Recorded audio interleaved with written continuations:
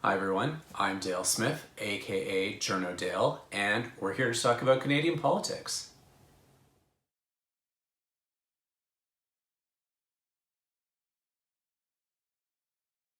This was a big week for economic news in Canada, so I'm here with Trevin Stratton, the chief economist for the Canadian Chamber of Commerce. And Trevin, why don't you tell us about what parts were significant?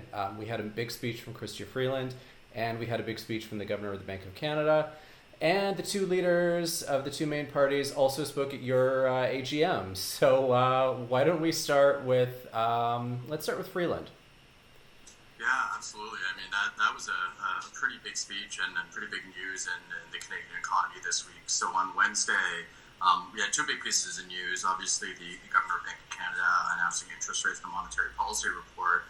But then later that afternoon, we had Minister Freeland talking about the government's economic recovery strategy, or a speech on the trajectory of the Canadian economy, including in particular highlighting Canada's fiscal situation as well. Okay. And it seemed to me what was notable about Freeland was essentially saying we're going to keep spending as long as we need to, which sent a lot of the pundit class in this country, for whom it's still 1995, off to their fainting couches. So I just wanted to get your thoughts on what it is she kind of outlined there. Yeah, and I think I actually like to look at those two pieces in combination on Wednesday, because there were a couple signals that basically we're in this for the long haul. And so when we're talking with the Bank of Canada and their previous monetary policy report compared to what was released on Wednesday, there were two pretty substantial changes. The first is that the initial economic hit this year in 2020, isn't going to be as bad as was initially thought. It's still really, really bad, but just not as bad as was initially thought. Yeah. The second thing is that this is going to be much more prolonged than we initially thought as well. The July monetary policy report didn't take into account the second wave or anything like that. And so we have the Governor of the Bank of Canada saying Canada will not reach economic recovery until at least early 2022. And that is basically our economy getting back to the size it was pre-pandemic, and also signaling that interest rates are going to basically remain at historical lows where they are right now, 0.25, until 2023 as well. So we're really looking over the long term here. And then if we combine that with Minister Freeland's speech that afternoon as well, certainly signaling that the taps are going to be on when it comes to government spending for a significant amount of time. Certainly talking about the emergency supports that the government is going to put in place, but also talking about spending during an economic recovery period even after we get the pandemic under control too. And so we're looking at a long period of spending, a long period of low interest rates, according to the government of Canada. And the fact that the interest rates are going to stay so low is partially what is going to make this different from previous recessions or downturns, in that governments are going to have a little more flexibility, I would think. They will have a little more flexibility. I mean, I think that we've gotten into this situation when it comes to, the pundit class in this country, thinking about, there's this false dichotomy there, right? Is that, either you're for austerity on one extreme, or you're a modern monetary theorist advocate on the other side, and that you disengage in unlimited spending because interest rates are low, or because you control your own currency. I think really where the discussion is going right now, and what a lot of bankers, what a lot of credit rating agencies are going to be looking at, is not necessarily the spending itself. I don't know anyone calling for austerity right now to completely turn off the taps. Yeah. I think people are more just looking at, or scrutinizing what things are being spent on, because spending isn't unlimited. And so, what actual types of spending will get the greatest return on investment when it comes to growth, when it comes to supporting Canadians, when it comes to supporting the economy, because not all types of spending are created equal. Right. So, to give an example, so Canada has, when it comes to our deficit, we're going to have the largest deficit of any G20 country this year. We've engaged in the most spending, as the size of our economy during the pandemic, compared to the comparable advanced industrial countries. What was interesting is that a couple weeks ago, RBC came out with a report, looking at the amount of CERB payments that went out in Q2. and they were actually $30 billion more than the amount of salaries and wages that were lost in Q2 this year. And so I don't think anyone's questioning that we need to support Canadians, that we need to support businesses, but that $30 billion extra that went out could potentially be used for other aspects of economic recovery, whether it's infrastructure, whether it's childcare, whether it's healthcare, anything like that. Right. Before we get too far, I just wanted to note that Freeland did say during her speech that she's not doing MMT. So, she did. So I know a lot of economists who took very particular note of that. And when I was interested. I was interviewing Governor Macklem earlier in September, and he also said the same thing when I was interviewing him. So yeah. So that's a good sign, at least from the economist's perspective. The other part I was going to say, though, is it seems to me, from what data I've seen, is that the spending we have done in terms of recovery, benefits and so on, have kind of buoyed us a little more to other comparable economies, because we're ensuring that Canadians are being taken care of, so we're not having the same kind of, for example, consumer spending hits that other countries might. So I wonder if that will help kind of in the longer term with that $30 billion that you're mentioning. So I think, and that's a really interesting point. So I certainly agree that having businesses, bridge through the pandemic, having individual Canadians, ready to go back into the workplace when we get to economic recovery will help accelerate the recovery.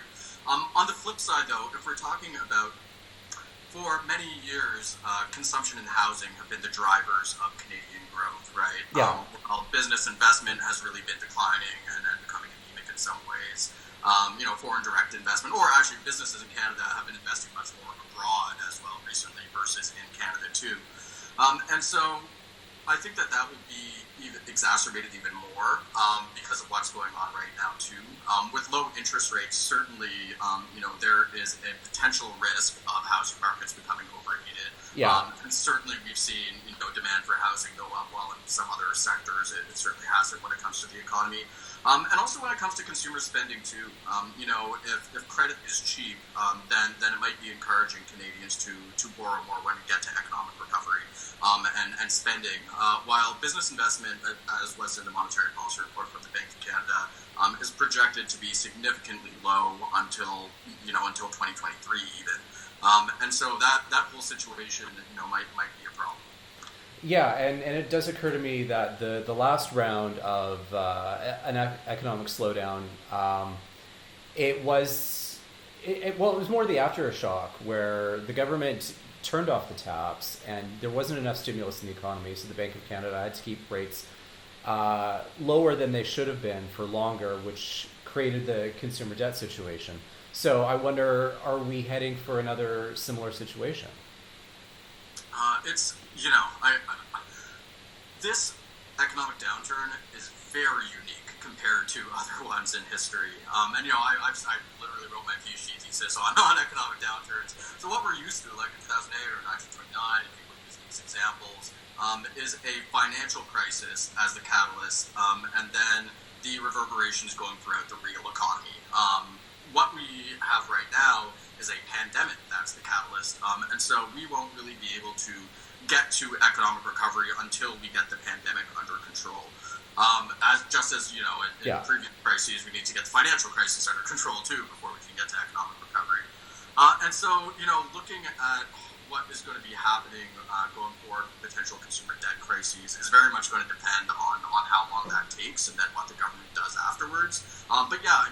There certainly is a risk of something happening again. I don't think anyone is advocating for turning off the taps too soon or too late. I think it's about getting that right, and that's going to be very difficult in such a fluid situation. Yeah. All right. And just before we go, you also heard from the Prime Minister and the Leader of the Opposition at your AGM, so why don't you tell us what they told you? Yeah, so the Prime Minister spoke at our AGM. He made a nice positive announcement for the business community, which is that businesses that use personal bank accounts will be able to access the SEBA loans, which was announced previously, but now we know Yeah, the details. there had been some hold up in terms of getting the banks on side with that, from what I understand. So that it was, I'm not sure where the issue was, but it took a little while from the announcement until this.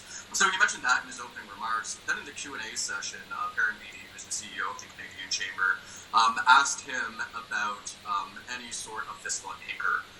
And certainly that created a lot of news, I would say, Yeah. where certainly they said that they weren't going to be looking at any of those, at least during the crisis period, maybe in the recovery period afterwards, but not a lot of details or numbers on what the actual fiscal situation Yeah, looks like. and we heard all about that in question period for the rest of the week afterwards. Yeah, and I mean, similarly with Minister Freeland on Wednesday as well, saying that there would be guardrails, but we're not really knowing what the details will be when it comes to that.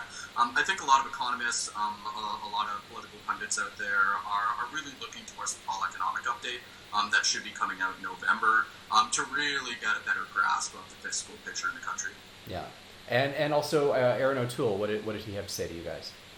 Yeah, so actually, and we're forgetting another speech that took place too on Friday. That Aaron O'Toole did as well, of course, on his economic vision for the country. And certainly, on Monday, it was really almost an introduction of Aaron O'Toole to the national business community, because we had the entire business community together at the AGM, and talking about what his vision is for the economy, and certainly asking some questions about spending and about fiscal anchors and about economic recovery too. Mm-hmm. Then of course he had his speech on Friday as well at the Canadian Club in Toronto. At the Canadian Club in Toronto, virtually, but at the Canadian Club in Toronto, yeah, and really outlining some very interesting aspects of the economic situation too. Certainly talking about employers and employees having to work together for economic recovery. Talking about a lot of different aspects that we haven't necessarily heard him talk about before. All right. And for viewers out there, I've got a column and another video on Moody Politics about Aaron O'Toole's speech on Friday, so look for those. Thanks, Trevin, for doing this, and we'll talk to you soon. Thanks, Dale. All right. And that's everything for this week. Join us again next week for some more Canadian politics. I'm Dale Smith. That's at journo_Dale on Twitter. And don't forget to like the video, share, subscribe, and support us on Patreon. Thanks, everyone.